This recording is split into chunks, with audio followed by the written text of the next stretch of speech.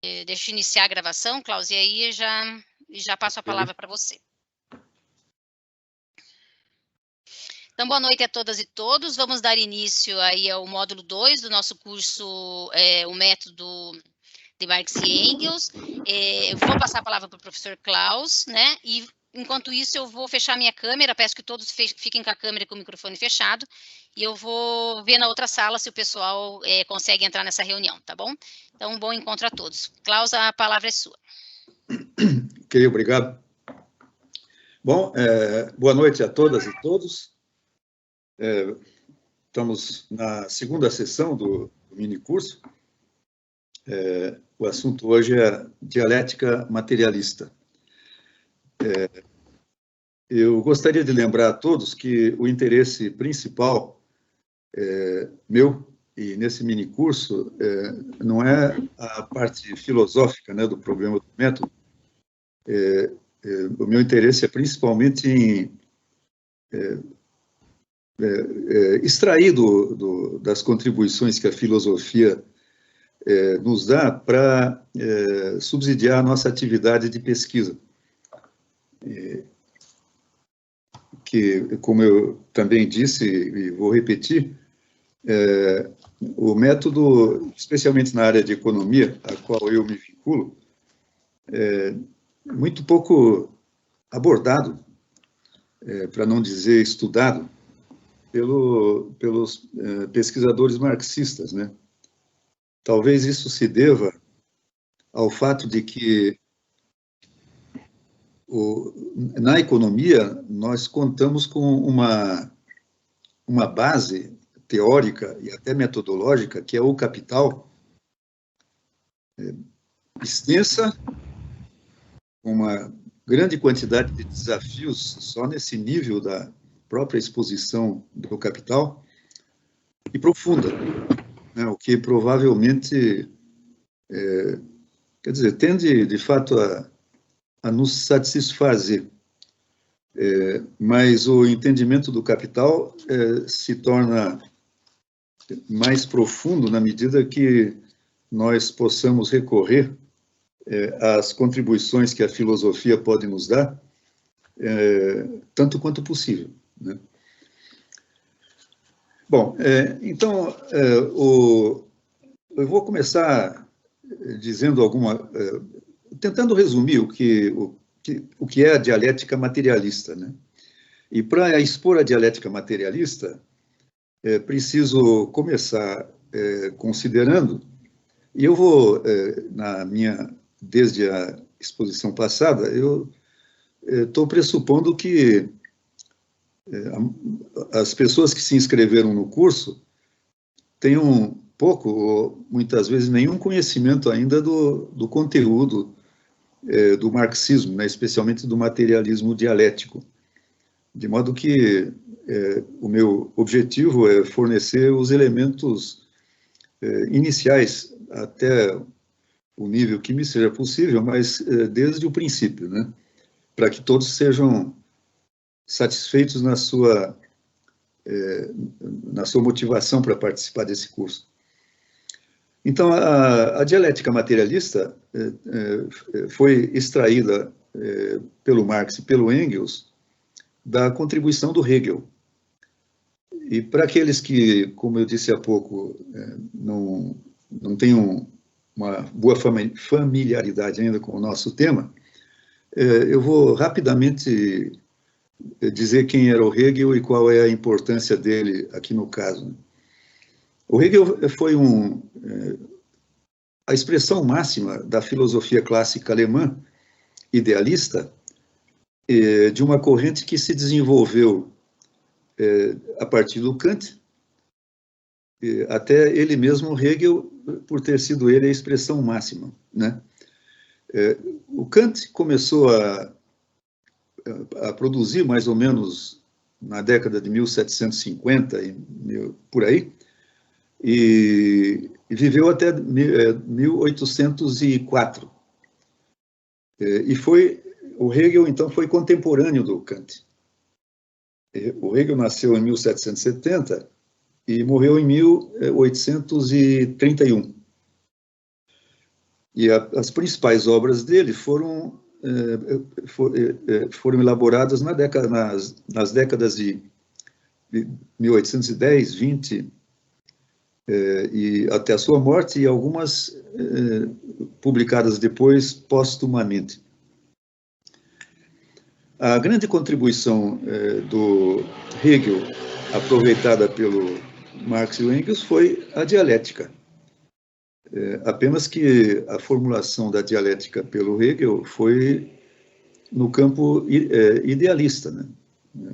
Como eu disse, pertenceu e foi a expressão máxima da corrente idealista, da filosofia idealista clássica alemã. Resumindo, nessa parte inicial, resumindo em que consistiu essa contribuição do Hegel, ele teve uma particularidade, como eu disse na vez passada, o idealismo filosófico se caracteriza pela concepção de que o pensamento, também chamado espírito, né, que não é alma, basicamente é o pensamento. Eu me refiro ao espírito porque frequentemente se vê em escritos marxistas essa expressão, né? Para os idealistas, o espírito tem primazia sobre a matéria. A realidade real se situa em algum ponto indeterminado, onde está a matriz do mundo onde nós vivemos, aqui da realidade objetiva. E nem todas as correntes do idealismo filosófico admitem a existência da realidade dentro da qual nós vivemos. E aquelas correntes que admitem têm diversas restrições a respeito da capacidade do ser humano de conhecer a realidade que o cerca, até o máximo de uma corrente que não admite a existência do mundo objetivo, da realidade objetiva. Pois bem, a diferença e o caráter revolucionário no campo filosófico, mesmo idealista, das concepções do Hegel, são o fato de que ele, de certa maneira, combinou esse mundo das ideias com o mundo da realidade objetiva, o que tornou possível o contato dele com os aderentes de uma filosofia não idealista, caso do Marx e do Engels. Para resumir, o Hegel tinha o seguinte modo de ver a respeito disso. Esse mundo das ideias era chamado por ele, e é chamado, porque consta nos seus escritos, de ideia absoluta ou espírito absoluto. E acontece que o espírito absoluto, antes do início do nosso mundo, estava em algum lugar, né, nesse lugar onde ele reside, supostamente, e o Hegel faz uma análise, uma exposição baseada no conceito na relação sujeito-objeto e no conceito de alienação, que é muito importante na exposição dele. Então, no início, está lá o espírito absoluto, com o sujeito e o objeto em um só. É o espírito absoluto, sujeito e objeto. A partir de um certo ponto, o objeto se separa do sujeito, por intermédio da entrada em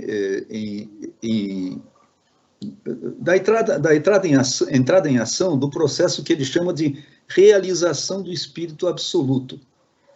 A realização do espírito absoluto se realiza no início da concretização do mundo, né? Quer dizer, o espírito absoluto se exterioriza no mundo que nós temos hoje, mas desde o seu início, né? Que vai se desdobrando ao longo do tempo. isso significa para o Hegel o processo de alienação do objeto em relação ao sujeito.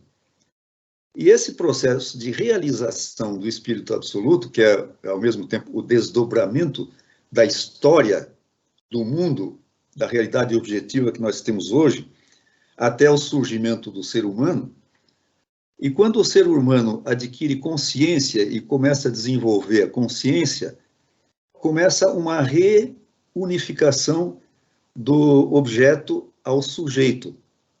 O espírito absoluto começa a se aproximar da sua realização plena, que coincide para o Hegel na emergência do Estado absolutista alemão. Aproximadamente isso. Então, o importante para o nosso caso é que tanto o espírito absoluto quanto o processo de realização dele no mundo objetivo que vai se desenvolvendo é um processo dialético. Isto é, a ideia e o mundo que dele deriva e vai se desenvolvendo não é um conjunto de elementos fixos, isolados e imutáveis. Pelo contrário, as coisas vão se desenvolvendo na forma de uma mudança, de uma transformação contínua dos seus elementos que se desenvolvem dessa maneira. E essa mudança contínua ocorre num contexto de contradições internas dos diversos elementos da realidade que vai se desenvolvendo, uma contradição interna que desemboca, em cada caso, em uma síntese, decorrente do entrechoque dos polos dessas contradições. E a síntese não significa nem a destruição nem de um, nem de outro dos elementos dessa contradição, mas eles se combinam ou se fundem numa nova realidade. Esse é que é o processo. Esta nova realidade, ou a síntese das contradições da realidade anterior, não são também uma realidade estável. Do mesmo modo que todos os elementos da realidade, esta nova síntese também é um elemento da realidade e também contém em si contradições que vão se desenvolver, essas contradições se desenvolvem até, no seu entrechoque, né, até que uma nova síntese resulte desse processo, uma nova síntese que substitui com uma nova forma assim, a realidade dentro da qual se desenvolveu. Então, assim, todo mundo em desenvolvimento é uma infinidade de elementos que são todos eles compostos e que se desenvolvem, evoluem dessa forma. Ao mesmo tempo, a realidade que vai se desenvolvendo não é uma realidade composta de elementos isolados. Pelo contrário, existe uma interconexão entre todos eles.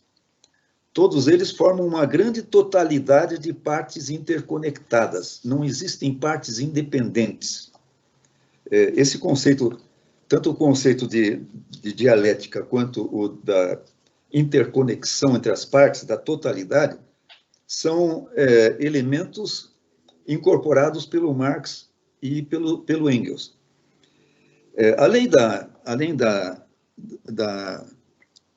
dialética e da interconexão dos elementos da realidade, o Marx e o Engels também se impressionaram com o que o Engels chamou de profundo sentido histórico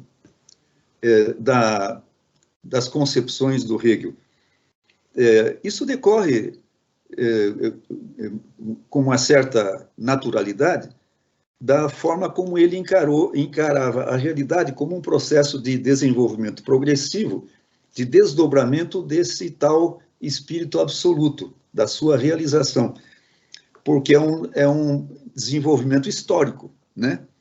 Então, o próprio Hegel teve que se dedicar ao estudo da história com grande profundidade. Ele é reconhecido como tendo um conhecimento enciclopédico da história até onde era conhecida no seu tempo. E isso torna o fato de que ele reconhece a realidade objetiva como, mesmo nessa visão idealista, filosoficamente idealista, da realização progressiva do espírito absoluto, mas a teoria dele se compõe de uma dialética que ele mesmo chama de subjetiva, que é a dialética do pensamento, do espírito absoluto, que se projeta nessa realidade que se desdobra, e uma dialética objetiva, que é a dialética da própria realidade concreta, realidade objetiva, realizando o espírito absoluto em processo de desdobramento, né? Bom, o que o Marx e o Engels fizeram? Costuma-se dizer que eles inverteram a relação que o Hegel fazia entre o pensamento, o espírito e a realidade objetiva. No caso do Hegel, o espírito determina a realidade objetiva, né? O mundo das ideias determina a realidade objetiva. Portanto, a realidade objetiva é dependente desse mundo de ideias, realiza aquilo que está contido no mundo das ideias. Já para o Marx e o Engels expressaram isso de modo diferente. Primeiro, não existe o mundo das ideias, existe a realidade objetiva, a realidade que nos cerca, que é conhecida e conhecível por nós, e que se desenvolve do mesmo modo proposto pela dialética hegeliana, que é primeiro, a realidade objetiva exclui esse espírito absoluto, ou mundo das ideias, exclui, portanto, uma dialética subjetiva, a dialética do pensamento, tal como apresentada pelo Hegel, que comanda a dialética objetiva. No caso do Marx e do Engels, a realidade objetiva é dialética. A dialética, quer dizer, o movimento e a transformação, estão na própria realidade objetiva. Um instantinho só. Quero esqueci de marcar o cronômetro. Bom, então, o movimento dialético está na própria realidade objetiva. A interconexão de todas as partes da realidade objetiva, de todo o universo, constituindo uma totalidade, também é adotada pelo Marx e pelo Engels. E o sentido histórico, muito obviamente, né? Então, a dialética materialista é a dialética objetiva, o termo, né? Porque a dialética objetiva nada mais é que a dialética materialista, né? A dialética da matéria, a dialética da realidade objetiva, que é um sinônimo da matéria.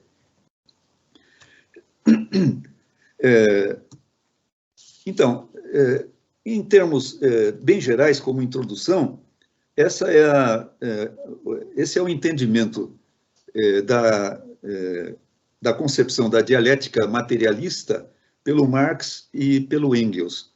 E o que tentei mostrar como é que a dialética materialista deles deriva da concepção de dialética do Hegel.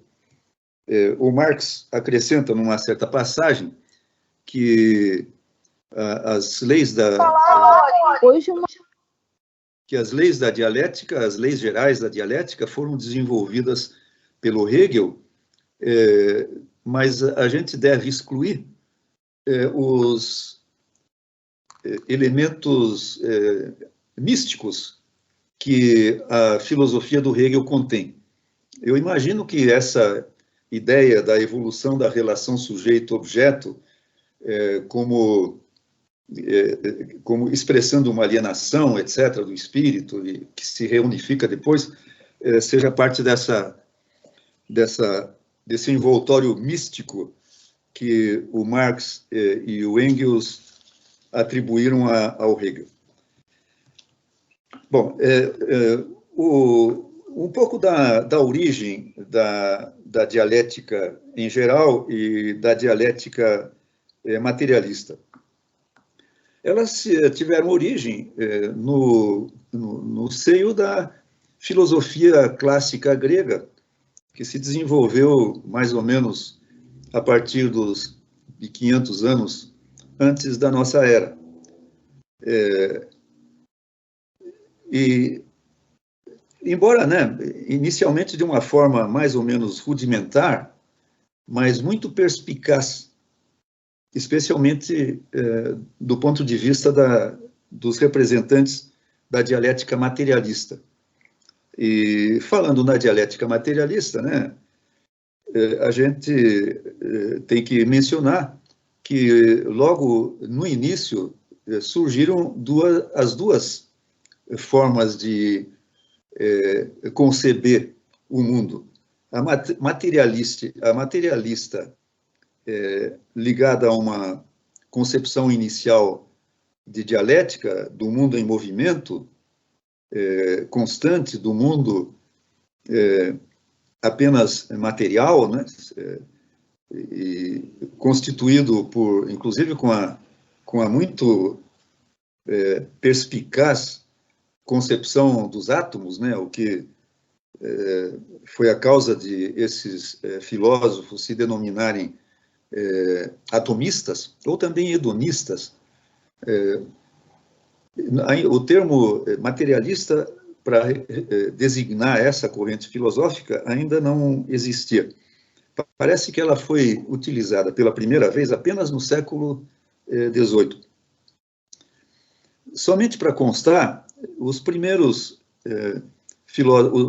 os filósofos materialistas ou atomistas mais importantes desse período grego foram o Heráclito, que inclusive alguns ou muitos de vocês já devem ter ouvido, que era quem dizia que ninguém pode se banhar duas vezes no mesmo rio, porque o rio está sempre correndo, né? As águas do rio estão sempre correndo, de modo que uma vez que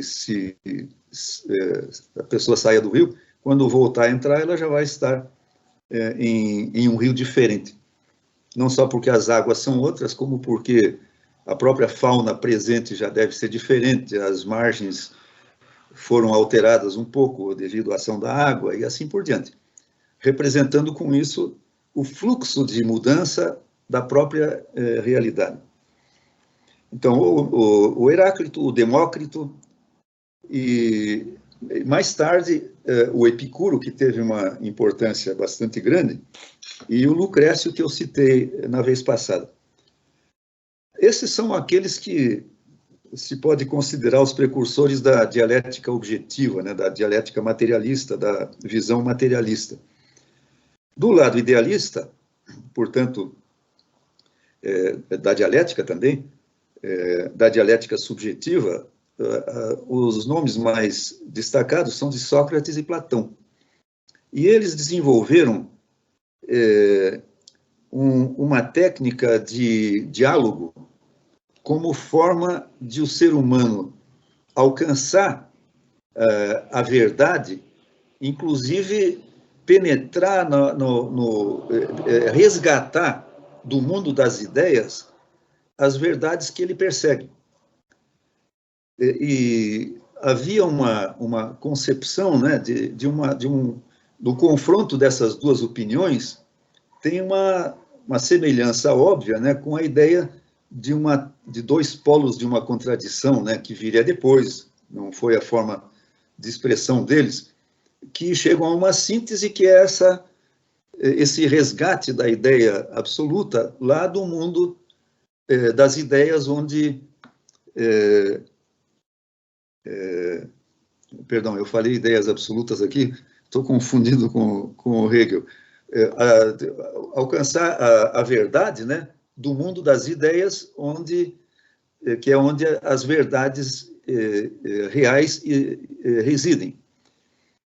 O Platão, especialmente, o Sócrates deixou muito pouca coisa escrita, tanto quanto eu saiba, mas se conhece Sócrates através dos diálogos de Platão.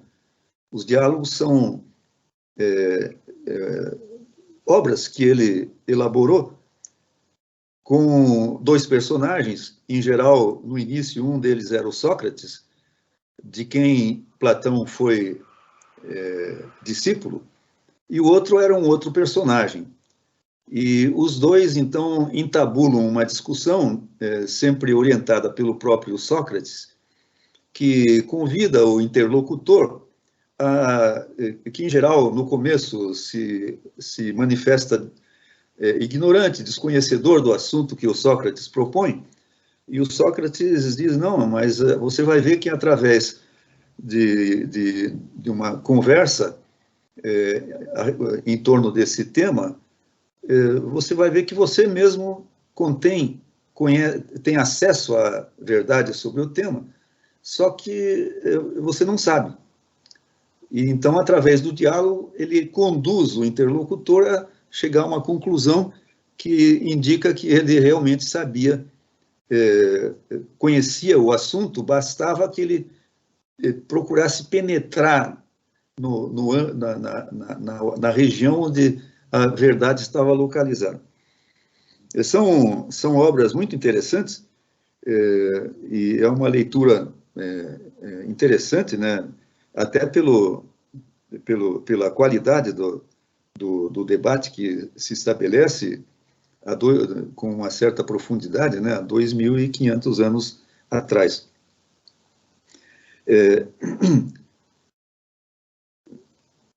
Bom, a dialética materialista só retorna vamos dizer, volta a aparecer pelo final do século XVIII, início do século XIX. E é importante dar pelo menos alguns exemplos, considerando que alguns exemplos de elementos da realidade objetiva que conduzem o pensamento para a ideia da evolução, do desenvolvimento, da mudança na realidade objetiva.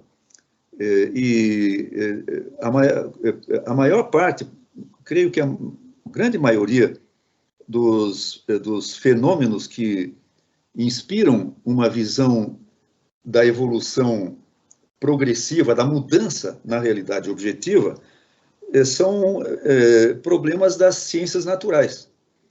E é importante destacar isso porque eu já mencionei na vez passada, e vou voltar a esse assunto brevemente, contesta-se bastante a ideia de que a dialética seja aplicável ao campo da natureza, das ciências naturais. No entanto, o próprio Hegel utiliza principalmente, eu tenho a impressão que basicamente, exemplos das ciências naturais para ilustrar a exposição que ele faz da dialética. Aliás, eu deveria ter, e é o que eu pretendia fazer, quando eu apresentei a dialética do Hegel, para expor a forma como Marx e o Engels se aproveitaram dela para elaborar, para invertê-la e elaborar a dialética materialista. A dialética, o Hegel expõe a dialética, que ele chama de lógica dialética, numa das obras, numa obra que talvez seja a mais importante. Eu não tenho toda a segurança para dizer isso, que chama-se Ciência da Lógica. na qual ele expõe o pensamento dele e essa lógica dialética. E chama-se ciência da lógica porque o Hegel também chegou à conclusão que a lógica é uma ciência. Aliás, segundo ele, é a única ciência real. Então, embora haja outras obras importantíssimas do Hegel, aquela em que ele talvez condense a visão geral dele sobre a dialética, sobre a lógica dialética, seja essa ciência da lógica. Eu mesmo ainda não, eu digo, em alguns casos tenho impressão, etc., porque eu mesmo ainda não estudei totalmente a ciência da lógica. Vou lendo aos poucos, na medida que a minha atividade de pesquisa, que eu percebo que tem algumas seções que dizem respeito ao que eu estou fazendo, e assim eu vou progressivamente lendo, na medida que a atividade prática exige isso. Então, os exemplos a que eu me referi, no final do século XVIII, início do XIX, são, em primeiro lugar, vejam só, o Kant, que era um filósofo idealista, completamente idealista, foi o primeiro filósofo a formular uma concepção do mundo, da realidade que nos cerca, como concebendo um início através de um grande fenômeno da natureza que deu origem a esse universo. Eu digo isso por um grande fenômeno, porque ele se parece com a concepção atual do Big Bang, né? Que é o nome que se dá a um fenômeno tido atualmente, eu creio, como uma grande explosão de a matéria concentrada num ponto minúsculo, e a grande explosão, então, detona a constituição, a dispersão dessa matéria a partir dessa explosão, dispersão que continua até hoje, de modo que, a partir dessa explosão, o universo vai surgindo do desdobramento dessa grande explosão e vai se expandindo cada vez mais, do que se conclui, inclusive, que a distância entre os corpos celestes vai sendo cada vez maior, de modo que a comunicação entre dois corpos celestes se torna cada vez mais difícil. Ao mesmo tempo, o Laplace foi outro cientista da época que também teve ideias parecidas nessa mesma época. Na mesma época, começou a aparecer na figura de um outro francês, Lamarck, a concepção de uma evolução da vida, né? Só que a concepção do Lamarck era do que se chama a herança dos caracteres adquiridos, que depois, eu creio que hoje em dia é uma concepção ultrapassada, pelo menos na forma dada pelo Lamarck. Hoje aparece uma corrente da genética chamada epigenética, que começa a associar o processo de mutação genética, né, hoje tida mais generalizadamente como origem das mudanças adaptativas, né, do ser humano, como instrumento da seleção natural, e que, bom, as ideias do Lamarck, de qualquer forma, desencadearam uma discussão, etc., que acabou desaguando nas pesquisas do Darwin e de outros naturalistas na mesma época do Darwin, e, finalmente, na concepção da origem das espécies, da evolução das espécies pelo Darwin. Ao mesmo tempo, nessa mesma época, foi quando Linneu começou a a obra dele de classificação dos seres vivos, colocando em evidência a interconexão entre as formas de vida em geral, né? Porque as diferentes formas de vida vão se agrupando em níveis de agrupamento, as espécies em primeiro lugar, depois os gêneros, depois talvez as classes de famílias e assim por diante, né? Num processo progressivo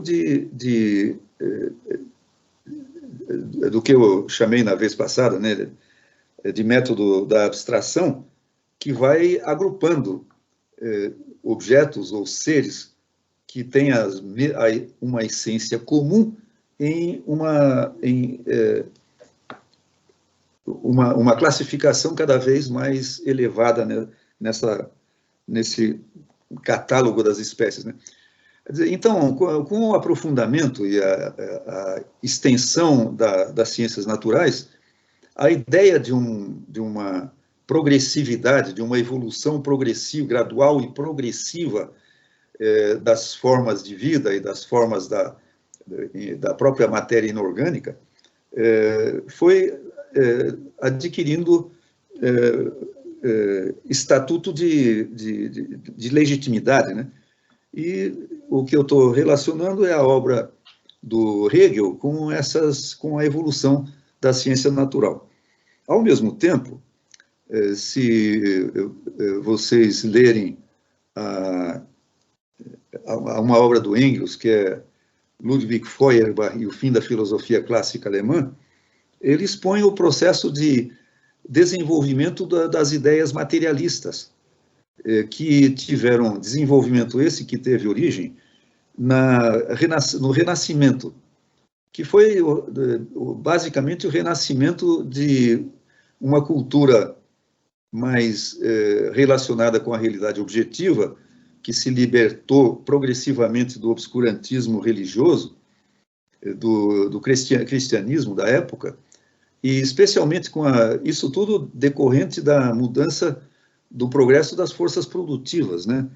Que impulsionado tanto pelas grandes navegações da época, pela expansão do comércio, mas que não foi o fator fundamental, isso é um debate fundamental, foi apenas um veículo para que as mudanças, para que o desenvolvimento das forças produtivas, que se operava no nível da própria esfera da produção, na Europa Ocidental, especialmente na Holanda e na Inglaterra, e que detonaram esse desenvolvimento das forças progressivas, especialmente quando se instituiu pela primeira vez a manufatura, que foi a primeira forma de produção capitalista no século XVI, e mais tarde a Revolução Industrial. As demandas de conhecimento dos materiais utilizados na produção foram crescentes e elas repercutiram entre os filósofos, entre agentes de governos, que então o Estado Nacional começou a surgir, etc. Então, Francis Bacon surgiu nessa época com a sua concepção da ciência moderna, né? Uma ciência baseada não na consulta a livros sagrados, mas na consulta à própria realidade, à própria matéria, através da experimentação, da utilização de métodos científicos e assim por diante. Paradoxalmente, talvez, uma concepção materialista do mundo começa a se desenvolver em consequência disso, do desenvolvimento progressivo dos fundamentos do capitalismo e do próprio capitalismo, pelas demandas tecnológicas que a concorrência impõe, e se desenvolve principalmente na Inglaterra, a principal região, o principal país onde o capitalismo se desenvolve. Muito bem. A dialética surge na obra do Hegel, antepondo-se à visão de mundo, à concepção de mundo dominante na época, que era uma concepção metafísica,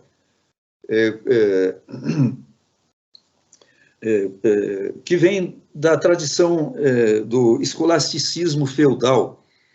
A metafísica, a partir de então, a metafísica é o grande adversário e o polo oposto da dialética, da concepção dialética de mundo. Porque a metafísica concebia o mundo como composto por elementos, objetos isolados uns dos outros, sem qualquer conexão. E esses objetos e elementos da realidade como figuras estáticas, quer dizer, eternamente iguais a si mesmas. Como há uma certa faixa que a gente percebe hoje de pessoas nesse mundo que continuam pensando dessa forma, né? De que as coisas não mudam, elas são exatamente iguais ao que eram quando o mundo surgiu, e nesse caso, essa concepção está relacionada com concepções religiosas, né?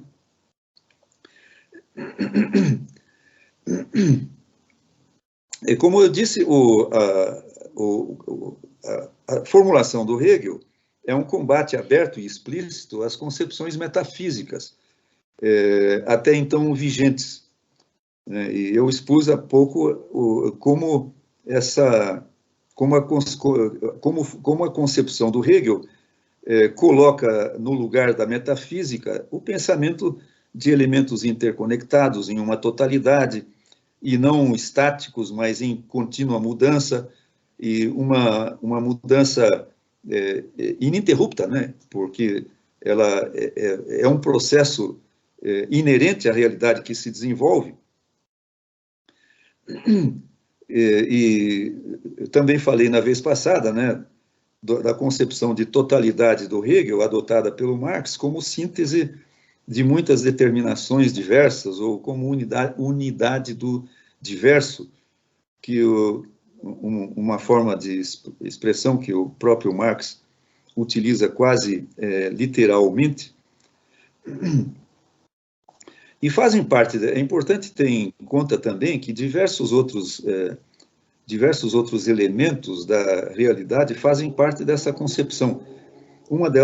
Duas delas eu vou destacar, que são, em primeiro lugar, as leis da causalidade, né, ou da relação causa e efeito, que implica que não há fenômenos sem causa, todos os fenômenos existentes têm uma causa determinável, e isso é imposto pela própria concepção materialista, né? Não há nada que surja do nada. A realidade, o mundo, o universo existiu, não teve início e não terá fim. A realidade se transforma, mas não aparece nada de novo, nem desaparece o que existe. Tudo que existe se transforma.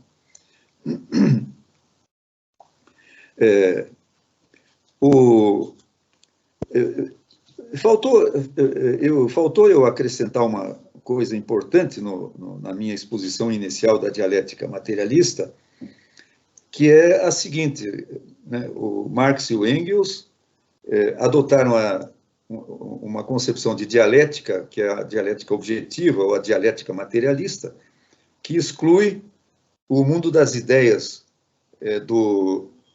que está nas filosofias idealistas, nas correntes idealistas, que atribuem a primazia a esse mundo de ideias, né? O Marx e o Engels, eu esqueci quer dizer, não, já falei na vez passada, mas deveria ter repetido ali, o fato de que a primazia para o Marx e o Engels, o mundo das ideias existe, obviamente, mas ele depende do mundo da realidade objetiva, através do conhecimento que o ser humano adquire, através da prática, e a prática principal é a prática produtiva, isto é, o trabalho, do qual tudo o mais decorre.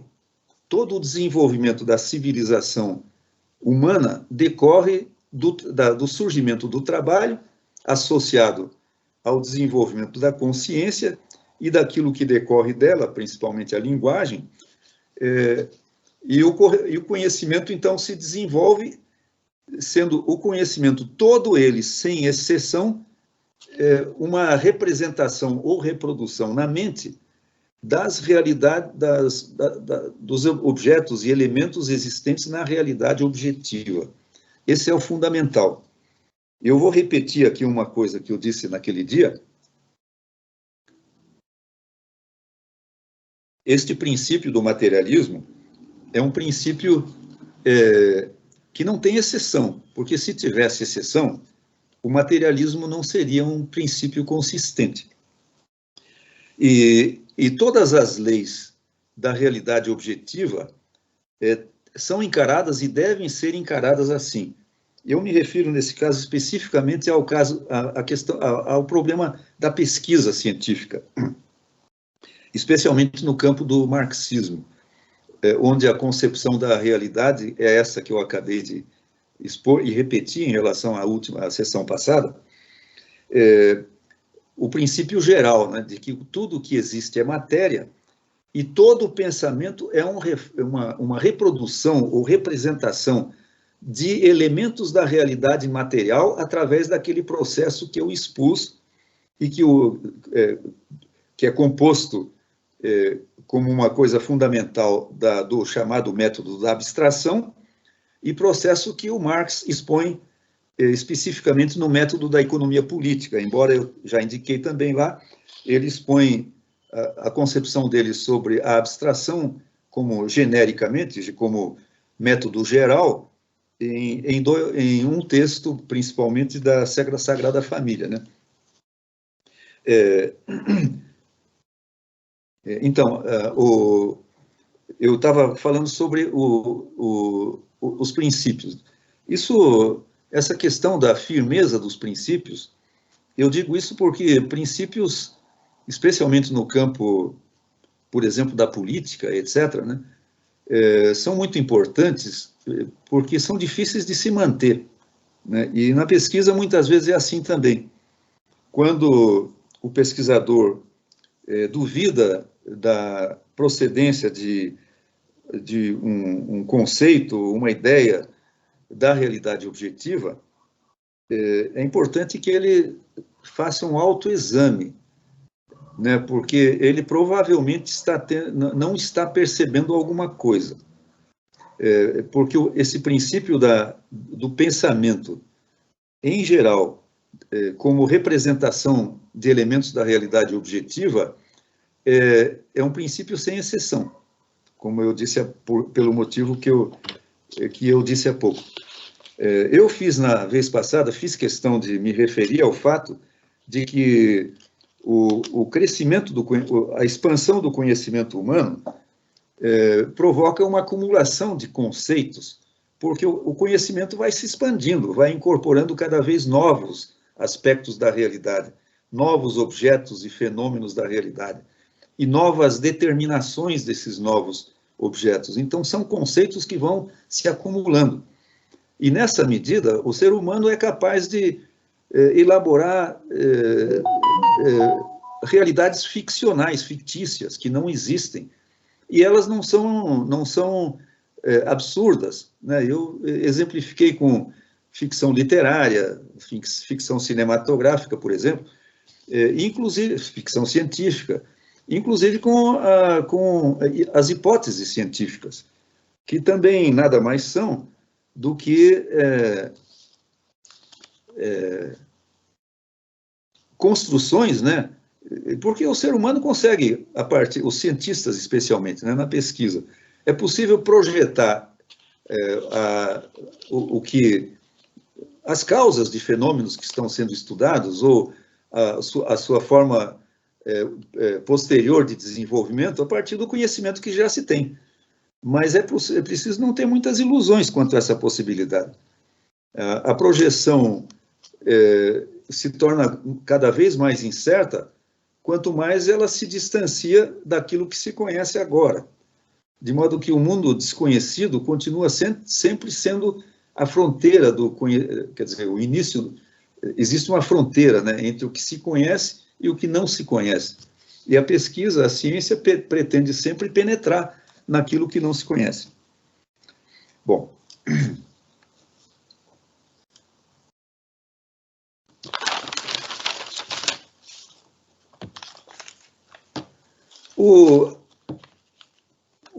como está claro, né, a dialética do Hegel, e adotada pelo Marx e pelo Engels na forma materialista, colocou na ordem do dia a análise do movimento da realidade. O movimento da realidade é a forma de se expressar o processo de transformação, né, da realidade objetiva. E o Hegel formulou uma nova concepção do movimento, porque o movimento até o Hegel, a concepção de movimento existente, inclusive na ciência em desenvolvimento, então, era do movimento mecânico, que é um movimento, inclusive, inspirado pelos filósofos que até então haviam tratado da nova interpretação da realidade objetiva, com elementos materialistas, o Spinoza, por exemplo, e o Descartes, mas principalmente o Newton, né, que foi o autor de uma grande mecânica celeste, né, que era uma análise do movimento mecânico. E disso derivou, então, um hábito generalizado de interpretar as realidades do mundo como formas de movimento mecânico, né? Quer dizer, a máquina passou a ser, vamos dizer, o modelo pelo qual se analisava a realidade em todos os seus aspectos. Só que o movimento mecânico é um movimento externo a cada objeto ou ser, né? Porque o movimento mecânico decorre da interação entre dois ou mais objetos, um interferindo sobre o outro e causando o movimento, que é um deslocamento no espaço, né? Principalmente. O movimento representado pela dialética e instituído, quer dizer, descoberto pelo Hegel, é um movimento chamado automovimento. Quer dizer, o movimento causado pelas contradições internas de cada objeto ou fenômeno da realidade analisado e que causa uma transformação dessa realidade. Exatamente do modo como eu representei a concepção idealista do Hegel, mas que se verifica, né, que se observa na evolução da realidade objetiva. Quer dizer, cada objeto, cada fenômeno da realidade contém dentro de si uma contradição entre duas forças contrárias, dois polos opostos, cuja interação, cujo confronto conduz a uma síntese, que é uma nova realidade no lugar da realidade anterior, que significa que os dois polos da contradição até então existentes se desfazem ou se fundem nessa nova realidade. Portanto, o movimento mecânico, por exemplo, não altera, não modifica o objeto ou o fenômeno. Ele apenas o desloca no espaço, né? Ao contrário, o automovimento, que é um movimento autogerado pelo próprio objeto, ele tem como resultado a transformação, a negação da realidade que estava onde se verificava a contradição, instituindo uma nova realidade. O automovimento é o grande, na minha opinião, né, o grande elemento da concepção nova elaborada, né, pelo Hegel e adotada pelo Marx e pelo Engels. Novamente, eu insisto, né, as contradições, o processo dialético e esse movimento que eu acabei de descrever, formulado pelo Hegel, é um movimento dialético, é um movimento que transforma a realidade. E é importante ressaltar também, e existe uma grande polêmica em relação a isso, que esse desenvolvimento é progressivo. Significa o seguinte: a realidade se desenvolve sempre de formas mais simples a formas mais complexas, de formas menos desenvolvidas a formas mais desenvolvidas. Isso decorre de uma das grandes leis gerais da dialética formuladas pelo Hegel, que é a lei da negação da negação, e que no marxismo se formula como um desenvolvimento em espiral, né? A negação da negação, existe uma determinada realidade que é negada pela realidade nova, que resulta da síntese que acabou de ocorrer na realidade anterior, e depois essa própria realidade nova contém uma contradição, cuja dinâmica conduz a uma nova síntese, que então é a negação da negação, né? É um retorno à forma, à primeira forma, apenas num nível mais elevado.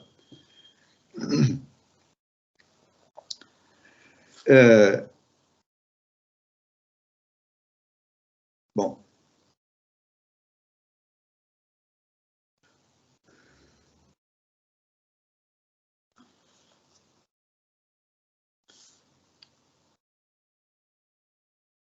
aliás, outra característica importante do movimento, do automovimento, do movimento dialético, é que ele é irreversível. Quando a síntese se dá e surge uma nova realidade, ela é irreversível, porque as contradições não operam no sentido contrário. A realidade anterior foi extinta. O que restou dela foi a síntese na nova realidade. E esta nova síntese, que também contém uma contradição, evolui para uma síntese nova, novamente, que é superior à síntese anterior. De modo que o movimento dialético baseia-se na contradição residente dentro dos objetos e fenômenos da realidade, que dão origem a uma síntese, que é uma nova realidade que substitui a anterior, que é irreversível e se dirige para uma nova síntese e assim por diante. Bom.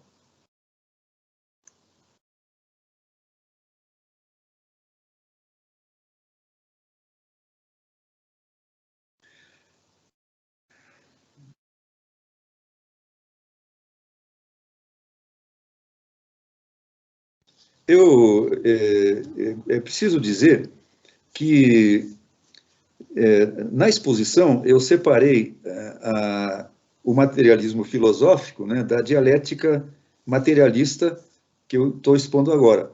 No entanto, pelo que eu expus até esse momento, percebe-se imediatamente que o materialismo e a dialética não são separáveis. Eles só podem ser separados como um recurso expositivo, né? Digamos, um recurso didático. E isso é possível, porque são dois elementos de uma mesma realidade. É possível como qualquer procedimento analítico, né? Quer dizer, de separação dos elementos constituintes de uma realidade, mas uma separação apenas instrumental, né? A fim de apoiar a análise e o conhecimento melhor de cada uma das partes da realidade, que a gente, através da abstração, destaca da totalidade que está sendo analisada. E elas são inseparáveis porque o movimento é uma forma de existência da matéria, como formulado pelo Marx e pelo Engels. Não existe movimento sem matéria e não existe matéria sem movimento. Há uma frase que eu apresentei, os interessados podem ver lá no meu artigo, de que não existe nem matéria sem movimento, nem movimento sem matéria. Tudo que existe está em movimento, mesmo que o movimento seja lento. né? Por exemplo, existem certos movimentos de transformação que decorrem com lentidão, especialmente na matéria inorgânica, né? A partir do chamado do Big Bang, né? O evento inicial do universo como nós conhecemos hoje, transcorreram cerca de 13,8 bilhões de anos, uma determinação que é considerada consideravelmente precisa. E aqui na Terra, por exemplo, a Terra existe há cerca de 5 bilhões de anos e a vida começou a surgir apenas em época relativamente recente. Não sei precisar exatamente quando agora, mas, de qualquer forma, transcorreram diversos bilhões de anos para isso, né? A partir do momento em que surgiu a vida, ela se passou por diversas fases com rapidez, né? Da fase aquática inicial, depois terrestre, etc., os diversos organismos, até chegar aos primatas, aos hominídeos e, finalmente, ao ser humano. E, em cada etapa, o processo é mais rápido. Por exemplo, o Homo sapiens sapiens surgiu há mais ou menos, estima-se, né, há cerca de 150 mil, tanto quanto eu tenho conhecimento, entre 150 e 300 mil anos. E a civilização, quer dizer, rapidamente em relação aos 13 bilhões e 800 milhões de anos do Big Bang, né? Mas em poucos milhões de anos, a vida se desenvolveu, chegou ao Homo sapiens sapiens. Em poucas centenas de anos, bem poucas, começou a civilização, passando por diversas fases. E a civilização se desenvolveu em diversas formas de organização, até agora em apenas 10 mil anos, né? Quer dizer, as formas,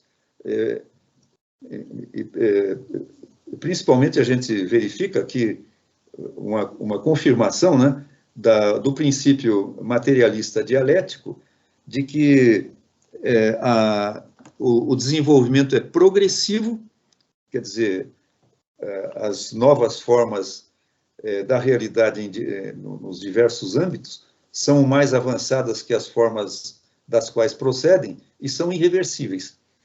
Eu disse, quando eu comecei a falar nesse assunto há pouco, que é um campo de polêmica no marxismo,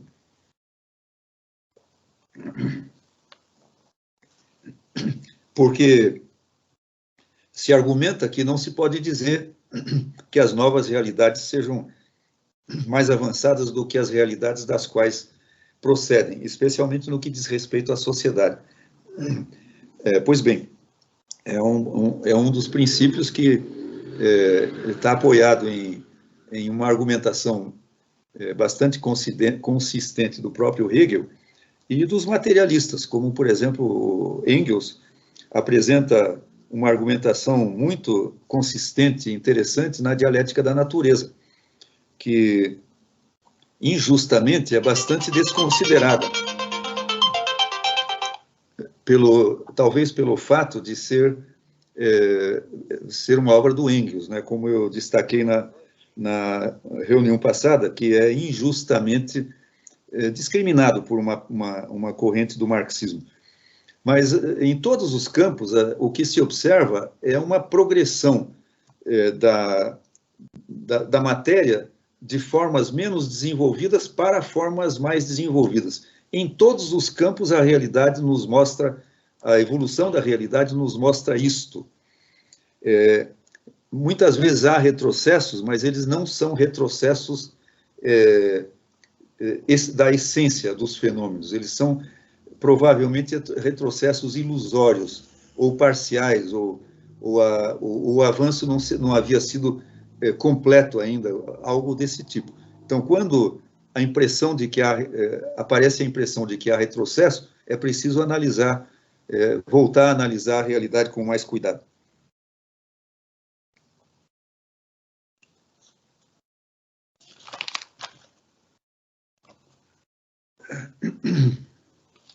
Bom, faz parte da concepção dialética, fazem parte as chamadas leis gerais da dialética, as leis de movimento. Então, peço atenção nisso, porque isso tem um efeito bastante importante na pesquisa científica. As leis da realidade... Primeiro, os objetos da realidade analisados pela pesquisa científica não são objetos isolados, nem são objetos estáticos, que não se modificam. A visão dialética implica que a realidade é composta não de elementos isolados, mas de processos.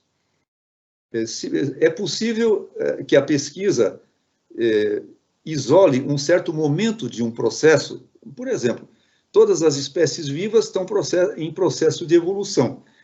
A evolução é mais ou menos lenta, conforme certas circunstâncias que cercam cada espécie.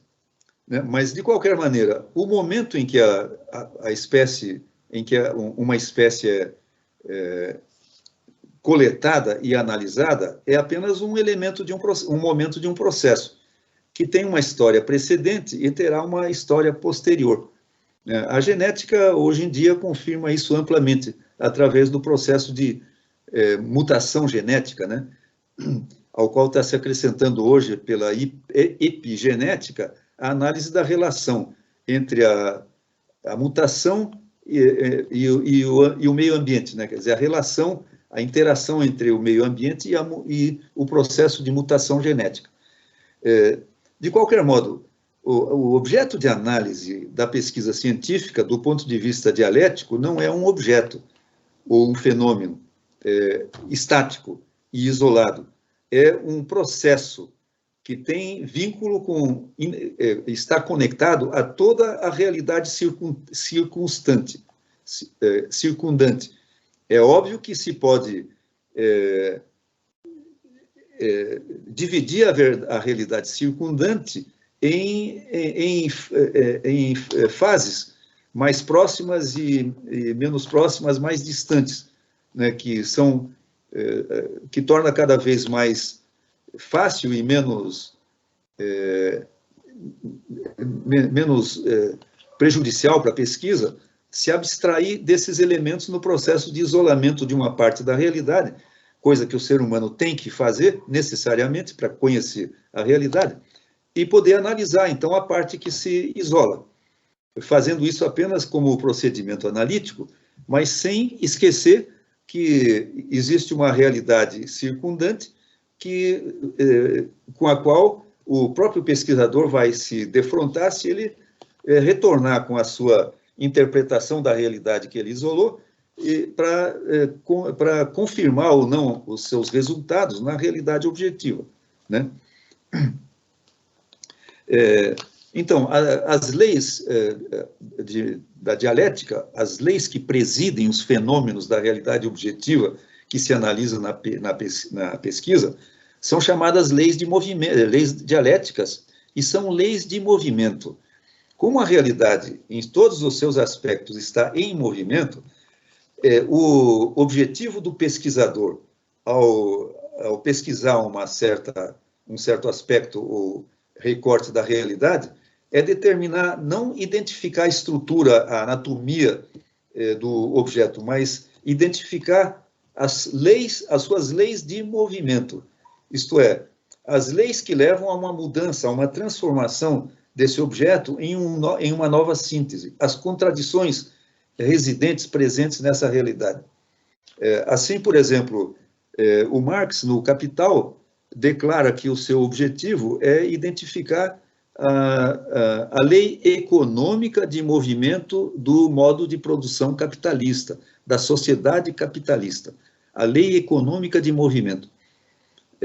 Portanto, creio que a indicação que isso nos dá é chamar atenção para o pesquisador materialista dialético de que o seu objeto é um processo que ele paralisa num determinado momento ao isolar o objeto que ele quer analisar e submetê-lo à sua observação, e que ele tem que tentar descobrir as leis de movimento, quer dizer, as leis que que estão em operação nesse objeto e que conduzem a sua transformação através de uma síntese das contradições presentes em uma nova realidade.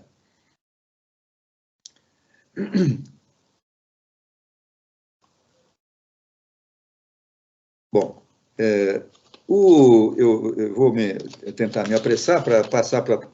Eu tenho duas partes ainda que contemplar. O Hegel expõe... Vejam que as leis de movimento, a realidade se compõe de diversos patamares, né?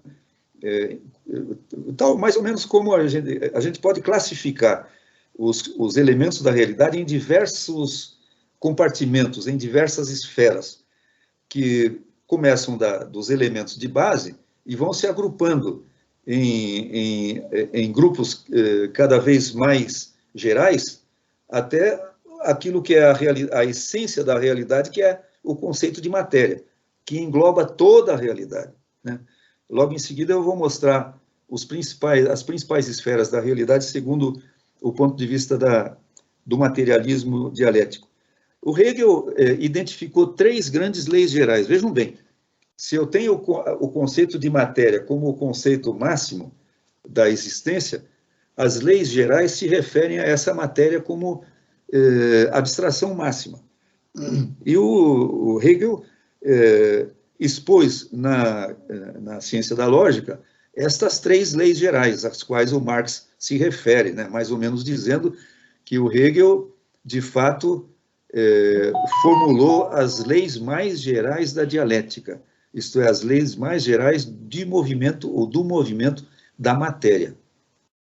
E essas leis são as seguintes, que também são objeto de crítica, inclusive crítica ao Engels. Não entendo exatamente por quê, porque deveria se fazer a crítica ao Hegel, porque o Engels e o Marx apenas adotaram do Hegel as partes da teoria dele importantes para o seu próprio projeto de pesquisa, que são a concepção dialética apenas invertida, a dialética materialista, e o que está ligado a ela, a concepção da interconexão de todas as coisas, a concepção da totalidade, a concepção da evolução histórica, né, no tempo, portanto, assim como no espaço, mas nesse caso no tempo da realidade objetiva, e a concepção da evolução progressiva, e assim por diante.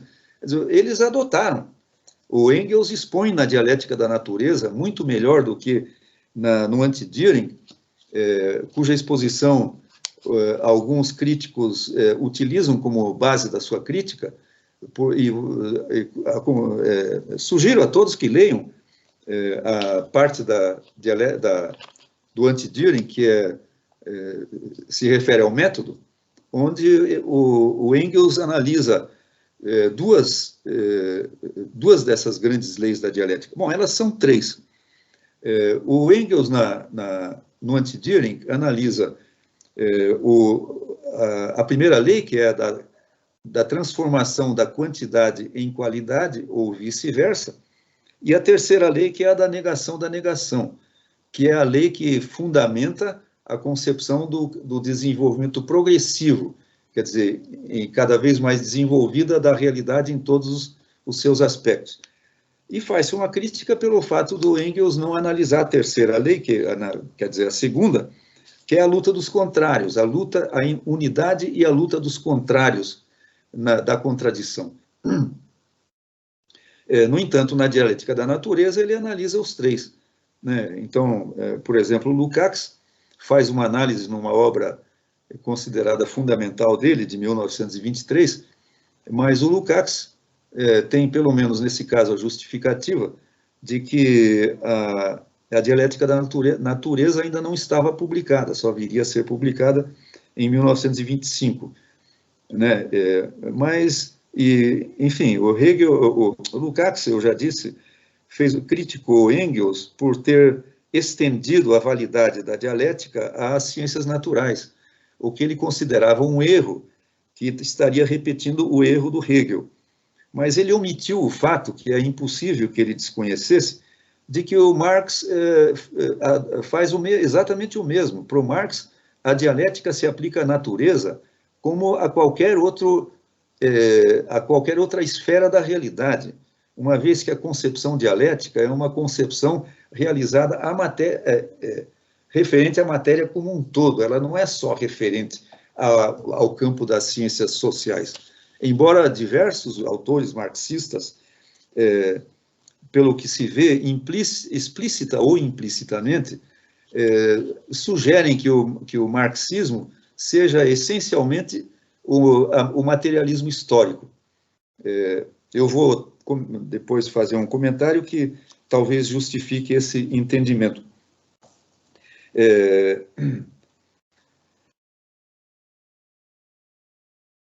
Bom, então, recuperando só, numa ordem correta, né? As 3 leis gerais da dialética significa que são leis que se aplicam a todos os elementos da realidade objetiva, segundo a concepção do Hegel, né?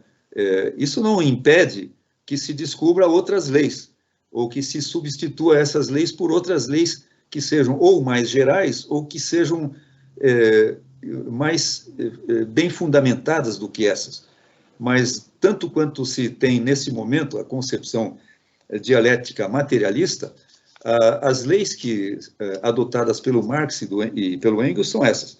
A primeira lei, a lei da conversão da quantidade, quer dizer, o aumento da quantidade, em um certo ponto, dá origem a uma mudança qualitativa, a um salto, a uma revolução da realidade. Não estou me referindo à revolução política especificamente, mas ela faz parte. Também na realidade, na sociedade, a revolução social resulta de uma acumulação de mudanças quantitativas. Mas a mesma coisa acontece em qualquer campo da realidade. Vou dar um exemplo, por exemplo, a tabela periódica dos elementos. Todos devem saber, né, que os elementos químicos da realidade são os que existem naturalmente, são um pouco menos de 100, 90 e alguma coisa, e eles se caracterizam pela progressão do número, chamado número atômico, que é o número de prótons contidos no núcleo do átomo. Então, por exemplo, o número 1, que tem um próton, é o hidrogênio. Aumentando de 1 para 2, quer dizer, dobrando o número de prótons, o hidrogênio já desaparece e em seu lugar surge o hidrogênio. Quer dizer, a qualidade do elemento químico se alterou por um acréscimo quantitativo do número de prótons.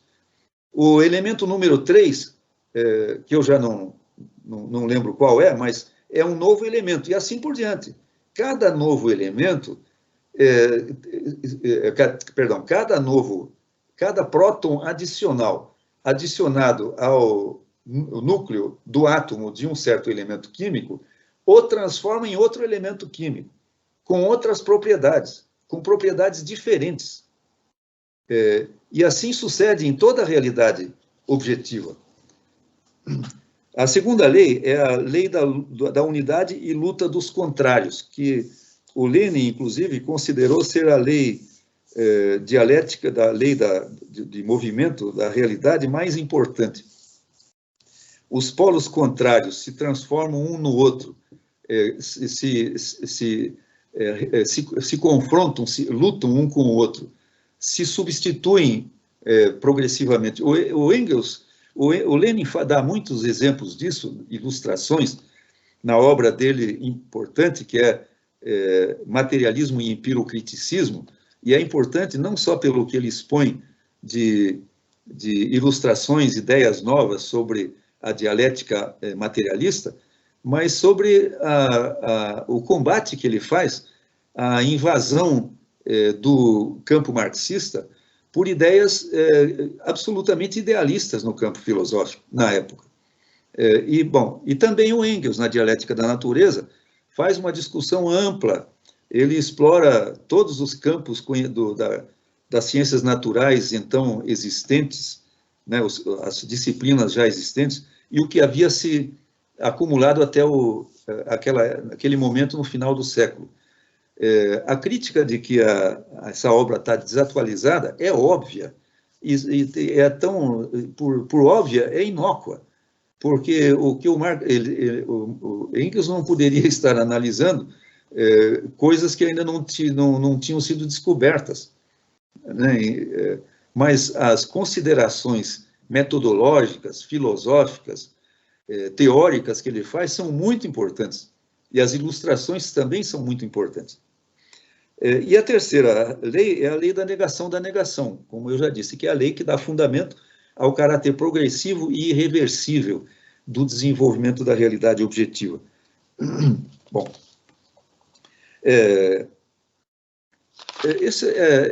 isso é essencialmente, eu acabei pulando algumas partes, e talvez me estendendo demais em outras, desculpem, eu costumo ser um pouco prolixo, querendo ser detalhado, etc., mas, enfim, penso ter exposto o que é mais fundamental, pelo menos.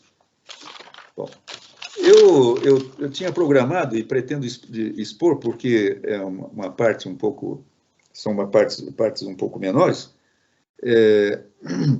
e eu ainda disponho de tempo, e vou procurar explorar isso. É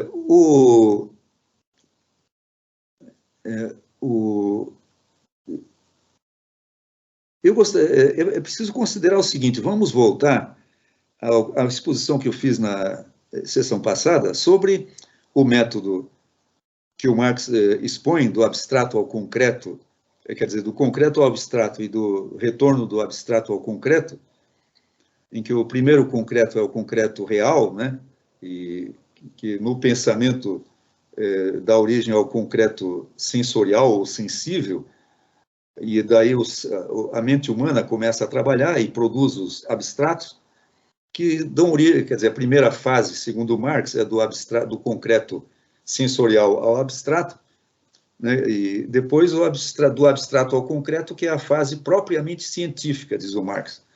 E o resultado desta segunda fase, do abstrato ao concreto, é o concreto chamado concreto do pensamento. Traduzido, eu disse, né, na época, eu vou repetir, em português algumas vezes em concreto pensado, mas eu acho mais expressivo do que o Marx, da formulação do Marx, inclusive melhor corresponde, na minha opinião, aos termos que ele usa, o concreto do pensamento, né? O concreto reproduzido no pensamento. É óbvio que o concreto pensado pode-se considerar que ele faz o mesmo. A minha questão é mais do significado do termo, eu acho. Bom, o método da elaboração do Marx termina aí. Por quê? Porque o que o Marx está fazendo é elaborando uma teoria, e expondo a teoria, o concreto do pensamento, expondo uma teoria de uma realidade que não tinha teoria, ou que tinha uma teoria em construção, que no caso do Marx é a teoria da economia política, né? O capital, a teoria econômica do capitalismo. Agora, o meu ponto é o seguinte: para o Marx, o método termina aí, e em termos da elaboração do capital, o método termina aí. No entanto, o que é que se faz com a descoberta de uma verdade? Normalmente, né? Quando, pela concepção materialista, o ser humano adquire conhecimento através da sua atividade prática. E eu dei muito pouco espaço para... Eu fiz essa referência somente uma vez nessa sessão, e fiz na sessão anterior. A atividade prática fundamental do ser humano é o trabalho. É o trabalho que detona o processo de conhecimento. Porque o ser humano, ao trabalhar, o trabalho consiste na manipulação, na ação sobre os materiais naturais que o cercam, e que permitem que ele tome conhecimento da natureza desses materiais, das características físicas, químicas desses materiais. Conhecimento que não se pode adquirir pela contemplação, pela simples contemplação do objeto ou do fenômeno. É preciso agir sobre ele. Por isso Marx disse, eu citei isso naquela época e está bem exposto nas teses sobre Feuerbach, nas 11 teses, que o conhecimento não é um problema contemplativo ou intelectual. O conhecimento é um problema prático, onde a mente entra com uma contribuição fundamental, mas ela contribui com o que a atividade prática do ser humano fornece à mente. Então, o conhecimento parte da atividade prática. O conhecimento é um problema prático, assim como a verificação da validade do conhecimento, a legitimação do conhecimento, é um problema prático. Porque aquilo que o ser humano descobre através da ação sobre a realidade e que ele elabora, teoricamente, no processo do abstrato ao concreto, precisa ser confirmado na prática. E dizem o Marx, o Engels, repete o Lenin, é a confirmação da prática que estabelece uma verdade atingida como verdade, como expressão da realidade. O fato de que ela se confirma quando o ser humano, atingindo essa verdade ou uma teoria, retorna com ela à realidade. Pois bem, no nosso caso aqui, o método do Marx termina no concreto do pensamento, e o concreto do pensamento ainda é uma realidade abstrata. É preciso perceber isso. Porque, por exemplo, o Capital. O Capital é uma teoria, um concreto do pensamento composto de abstrações e das suas inter-relações. Ela reproduz a integridade, a totalidade de partes interrelacionadas de muitas determinações constituídas pelo capitalismo real. Mas, assim como um conceito abstrato, a teoria do capitalismo exposta no Capital não é o capitalismo de nenhum país especificamente, nem sequer da Inglaterra, na época em que o Marx elaborou essa teoria, porque ele generalizou as observações feitas na Inglaterra, utilizou os dados e elementos do capitalismo de outros países, nas outras obras que ele consultou, e obras que foi, inclusive, ele o responsável na Biblioteca Britânica por ressuscitá-las para o debate, como foi tipicamente, por exemplo, a do Quesnay. Quesnay, na pronúncia do francês, né? Quesnay, Quesnay, o máximo representante da fisiocracia corrente da teoria econômica francesa, importantíssima, e que subsidiou a obra inaugural da teoria econômica do Adam Smith. Então, o Capital é uma obra assim, abstrata, né? Uma construção feita de abstrações. Ela tem que ser levada à prática também para se confirmar. E ela, pela sua complexidade, a confirmação, quer dizer, existe um processo de confirmação que é um processo gradual e até fragmentário, né?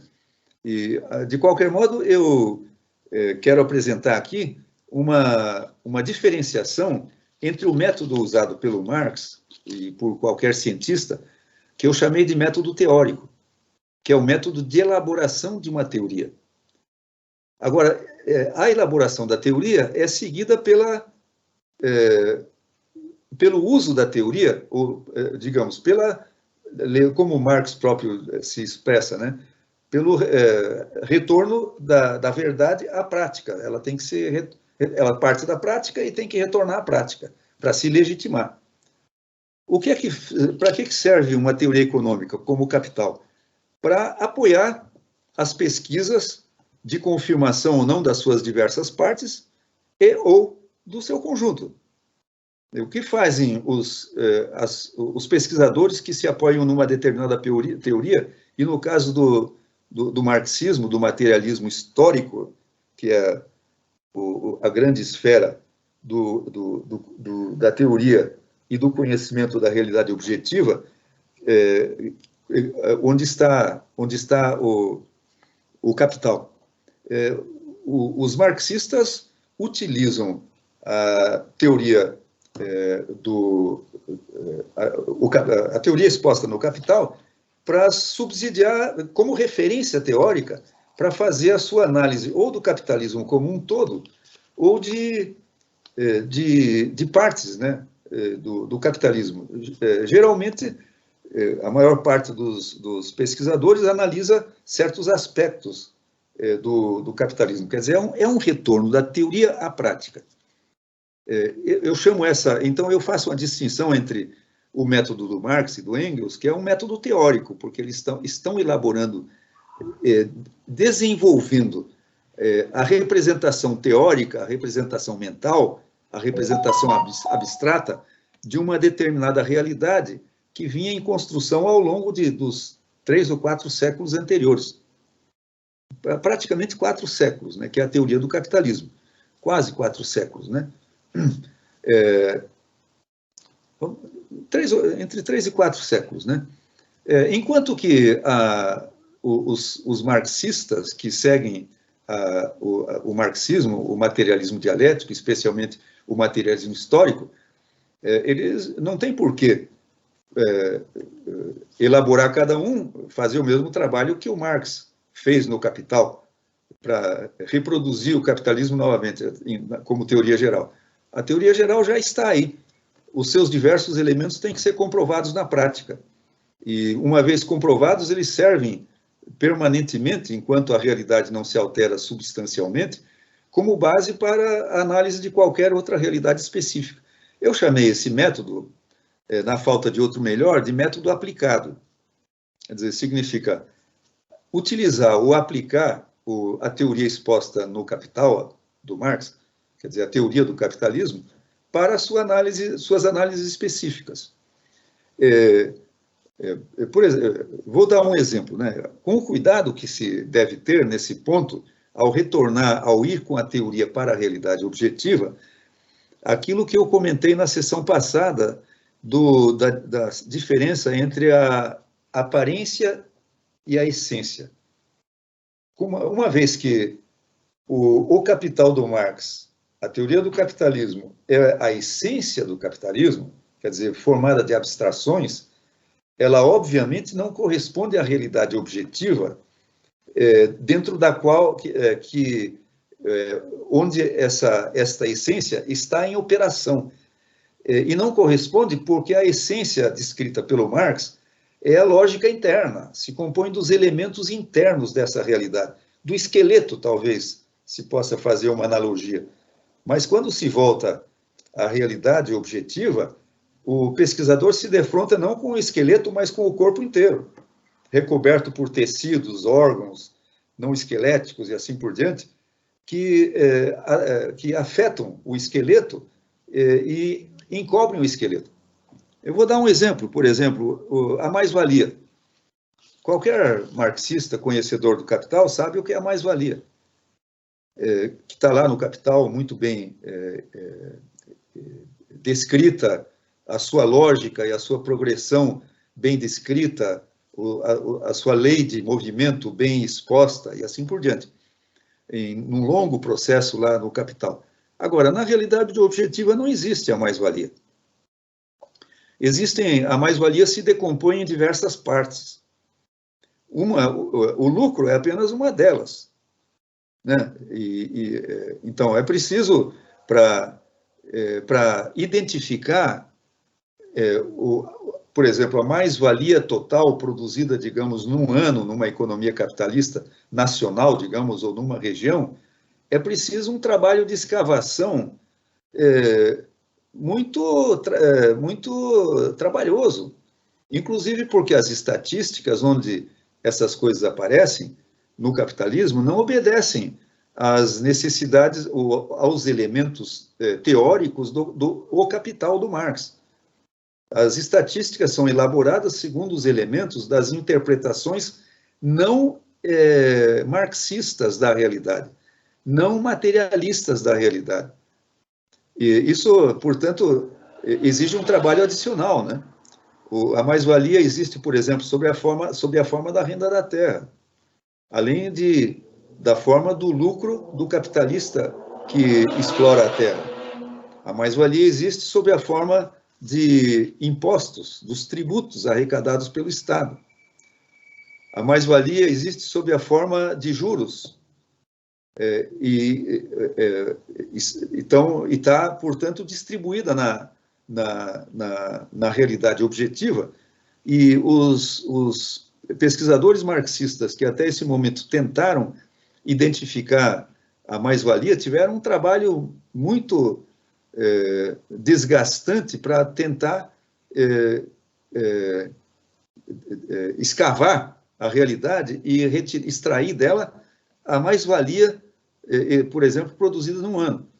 Além do fato de que a parte mais significativa da mais-valia, que é o lucro industrial, o lucro comercial e assim por diante, não está exposta em estatísticas, porque os capitalistas não declaram o lucro que geram, né? Uma vez que esse lucro é mascarado de diversas maneiras. Então, existe um processo de, ao se defrontar a teoria com a realidade, de diferença da aparência da realidade com aquilo que se está levando como base teórica, né? E que é uma das origens da ideia de que, na prática, a teoria é outra. A teoria não é outra. A teoria apenas é um elemento, a essência da realidade recoberta por diversos elementos que a mascaram. Bom,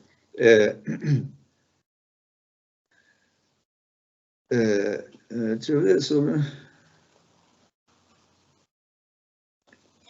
Bom, existe uma coisa, dois cuidados, né, que precisam ser aplicados, serem levados em conta ao usar isso que eu estou chamando de método aplicado. A primeira, ou duas condições essenciais. A primeira condição é que o pesquisador, em primeiro lugar, conheça profunda e detalhadamente a teoria na qual ele se baseia, que no caso do marxista é o Capital, além de outras contribuições que se acrescentaram ao próprio Capital, os estudos e pesquisas localizados no tempo, no espaço, etc., em diferentes países e assim por diante. Então, é preciso um conhecimento profundo disso. Em segundo lugar, é preciso, da teoria, né? É preciso um conhecimento profundo e detalhado do caso específico, digamos, da economia do país, ou do setor específico da economia, ou do aspecto específico da economia específica, particular, que o pesquisador está analisando. Né? Caso contrário, por exemplo, não é possível estudar com bom fundamento e consistentemente um aspecto do capitalismo de um determinado país, ou um setor da economia desse determinado país, sem conhecer a economia no seu conjunto desse país, a economia capitalista desse país no seu conjunto. E hoje em dia, cada vez mais, é impossível compreender uma economia nacional sem compreender as conexões, pelo menos as conexões principais dessa economia nacional com a economia mundial. Porque o processo chamado de globalização não é nada mais do que a concepção que o Marx tem do capitalismo desde o seu início.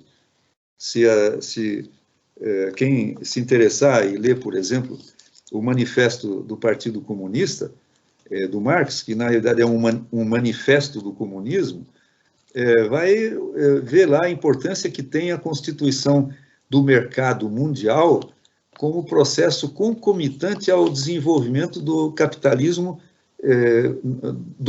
como uma economia, uma organização econômica da sociedade, né? De modo que é um trabalho complexo a compreensão de uma economia que a gente ainda pode chamar nacional, na medida que é uma parte da economia mundial situada num determinado país, com múltiplas e relevantes conexões com o restante da economia capitalista mundial.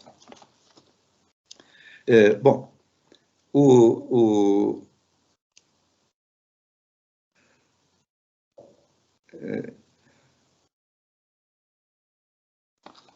um outro elemento que eu gostaria de acrescentar, e também não é um elemento extenso, é o que eu chamo de... um instantinho, deixa eu ver qual é o nome que eu dei aqui. As grandes divisões da matéria e dos ramos do conhecimento. O problema é o seguinte, o mundo material, tal como nós o conhecemos, pode ser dividido, do ponto de vista analítico, de uma porção de maneiras diferentes, conforme a finalidade de cada pesquisa, né? Agora, existe uma divisão do mundo material da matéria, a matéria como representando, englobando toda a realidade do universo, toda a realidade que existe independentemente da consciência humana e pode ser percebida através dos sentidos e é externa ao ser humano. Existe um critério que são as diferentes naturezas qualitativas dos diversos elementos, dos milhares, milhões, talvez bilhões de elementos que compõem a realidade objetiva, muitos deles ainda desconhecidos pelo ser humano. Por enquanto, exilado ou preso aqui no seu próprio planeta, e tanto quanto que se pode observar hoje, preso ainda durante bastante tempo, apesar da velocidade com a qual progride o conhecimento cada vez mais. Existe uma progressão do conhecimento que não é uma progressão aritmética, pelo menos aparentemente é uma progressão geométrica, como mostram todos os catálogos por exemplo, da quantidade de invenções convertidas em tecnologias, né, invenções colocadas em prática nos últimos séculos e nas últimas décadas. Segundo o materialismo dialético, a realidade objetiva, a matéria, o mundo material, pode ser dividido em três grandes esferas ou compartimentos, né? Primeiro, a esfera da natureza, significa da natureza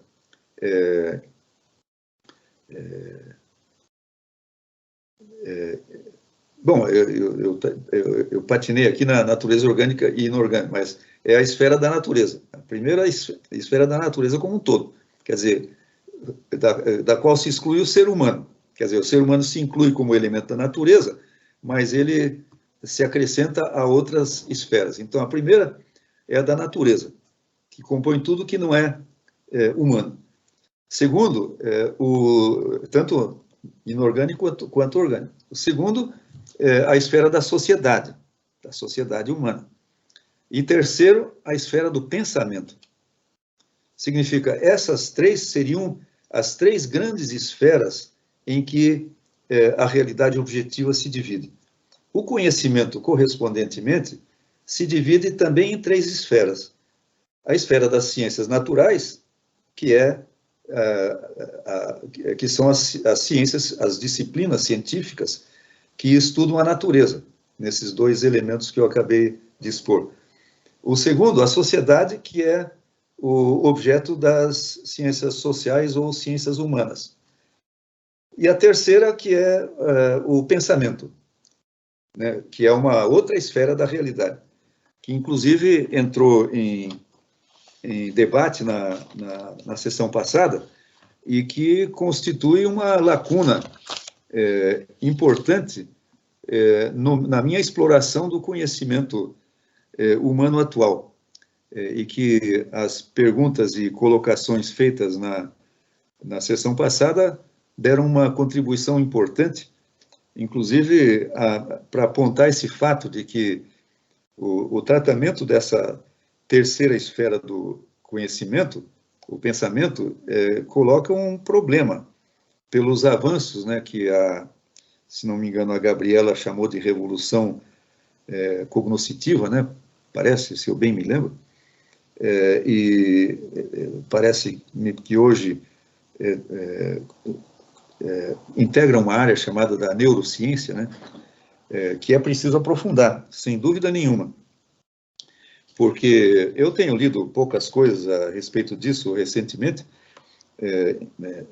envolvido na exploração do próprio materialismo dialético no seu desenvolvimento ao longo do tempo, na sua constituição atual e assim por diante. O desbravamento, para mim, né, por mim, de alguma coisa do campo da filosofia para apoiar esse estudo do método. O campo do pensamento é um campo importantíssimo, né? Eu tinha, antes das perguntas surgirem na sessão passada, eu tinha me referido ao fato de que o pensamento é o produto de um órgão cujo estudo, na minha opinião, então expressa, fazia parte da ciência natural. Porque o cérebro, quando acho que eu me referi a isso, quando eu me referia a referências do Lenin, e inclusive do nosso grande Caio Prado Júnior, e do Hegel, sobre a concepção do método, né? Do próprio método do pensamento. Porque eu vou recuperar isso muito rapidamente. Porque o materialismo adota uma concepção do Hegel, de que o método do pensamento não é algo que o ser humano elabora e que ele impõe a realidade objetiva. Quer dizer, o método de pensar a realidade objetiva não é um conjunto de regras que o ser humano elabora independentemente e impõe a realidade, que é o pensamento da lógica formal. Por isso ela se chama formal. A lógica formal pretende ser uma coleção de regras elaboradas independentemente pelo ser humano e que ele impõe a sua análise da realidade. Quando o materialismo dialético, bom, o próprio Hegel dizia o seguinte, né? Pô, o método como algo, como um meio de ensinar o ser humano a pensar, e ele diz, bom, mas não é a mesma coisa da digestão e do caminhar? O ser humano teria que esperar conhecer as características do processo digestivo e do processo de caminhar para poder começar a caminhar? Absolutamente. O ser humano caminha desde que ele existe, e o caminhar dele se ajusta às necessidades do seu processo de deslocamento e à constituição anatômica e fisiológica dos órgãos da caminhada são adaptados ao meio em que ele vive. E o Caio Prado acrescenta, né, não se pode impor aos órgãos do ser humano as suas funções, porque as funções que ele tem são funções que são compatíveis, né? Se ajustam. Quer dizer, a anatomia e a fisiologia do órgão se ajusta à anatomia, digamos, e à fisiologia do ambiente com o qual o ser humano se relaciona. Então, e esse órgão é o cérebro. Então, o cérebro é um elemento a ser estudado pela pesquisa, pelas ciências naturais. Agora, o pensamento é o produto do cérebro. E eu entendo o pensamento como um âmbito particular do conhecimento. Conhecer a forma do pensamento realizada por esse órgão, que é o cérebro, é um campo da filosofia. Né? Assim foi concebida pelo Marx e pelo Engels. Então, eu comecei a dizer que o conhecimento da natureza dá origem às ciências naturais. O conhecimento da sociedade, eu não disse isso, mas vou dizer agora, dá origem ao materialismo histórico. O materialismo histórico é a ciência da sociedade, que se decompõe em diversos ramos, e que foi exposto e foi elaborado como a única teoria da realidade objetiva como um todo, ao qual o Marx e o Engels se dedicaram intensamente, né? Inclusive, principalmente em um aspecto, como eu destaquei naquela ocasião, da sociedade humana. E o pensamento é objeto da filosofia. A filosofia, nesse caso, tem uma característica distintiva no materialismo dialético. É que o desenvolvimento da filosofia ao longo da história é concebido pelo Marx e pelo Engels, expresso especialmente pelo Engels, como uma progressiva decantação das diversas áreas do conhecimento. A filosofia começa como sendo a atividade intelectual em geral, a atividade do conhecimento em geral, e os amantes do conhecimento eram chamados de filósofos. Aos poucos, ao longo do tempo, principalmente depois do Renascimento, com o desenvolvimento do capitalismo e as demandas da concorrência de necessidade de novos conhecimentos e novas aplicações tecnológicas, deram origem, quer dizer, foram se destacando da filosofia as disciplinas científicas específicas. O que restou, diz o Engels, é a relação ser-pensar, que é o estudo do processo de conhecimento. Significa a relação entre o pensamento e a realidade objetiva, a relação ser-pensar. Esse é o objeto da filosofia. E o objeto voltando rapidamente às ciências da sociedade, as ciências sociais ou humanas, o Marx e o Engels elaboraram o método, o materialismo histórico, que é a teoria e o método de estudo da sociedade humana, que é o objeto da próxima sessão, e onde está incorporado o capital, quando eu vou tratar mais especificamente, então, também em termos gerais, da estrutura do capital e do significado do capital dentro desse conjunto do objeto do materialismo dialético, que é a realidade objetiva como um todo. Esse enfim, o que eu pretendia expor, e espero ter conseguido ser, enfim, o mais claro possível no que eu pretendia expor. Enfim, agradeço a atenção de todos. Obrigada, Klaus, pela sua excelente exposição. Vamos passar agora para as perguntas, então.